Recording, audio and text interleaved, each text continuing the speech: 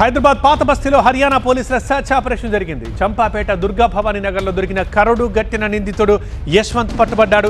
యశ్వంత్ పై పలు దోపిడీ కేసులున్నాయి.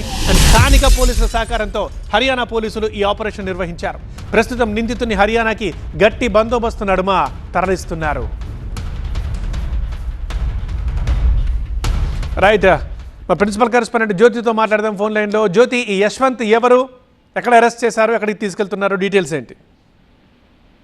పృథ్వీ హర్యానాకు చెందినటువంటి ఒక దోపిడీ కేసుకు సంబంధించి అతను హైదరాబాద్ వచ్చినట్లు సమాచారం తెలుసుకున్నటువంటి హర్యానా పోలీసులు చంపాపేటలోని దుర్గా భవానీ నగర్ లో అతన్ని అదుపులోకి తీసుకున్నారు. ఇక్కడ నుంచి నేరుగా అతన్ని హర్యానాకి తరలిస్తున్నట్టుగా తెలుస్తుంది. స్థానికంగా ఉన్నటువంటి ఐఎస్ఎన్ పోలీసుల సహకారంతో ఈ యొక్క సెర్చ్ ఆపరేషన్ సుమారు 2 గంటల పాటు కూడా కొనసాగినట్టుగా తెలుస్తుంది. అయితే యశ్వంత్ మీద గతంలో కొన్ని కేసులు కూడా ఉన్నాయి. అది దోపిడీ కేసులకు సంబంధించి, ఇతర కేసులకు సంబంధించి కూడా అతను ఒక పాత ఎఫెండర్ గా ఉన్నట్లుగా తెలుస్తుంది. దీనికి సంబంధించి హర్యానా పోలీసులు హైదరాబాద్ లో ఉన్నటువంటి విషయాన్ని తెలుసుకొని ఇక్కడ స్థానికంగా ఉన్న పోలీసుల సహకారంతో అతన్నైతే ప్రస్తుతానికి అదుపులోకి తీసుకుని విచారణ కోసం హర్యానాకి తరలిస్తున్నట్టుగా తెలుస్తోంది.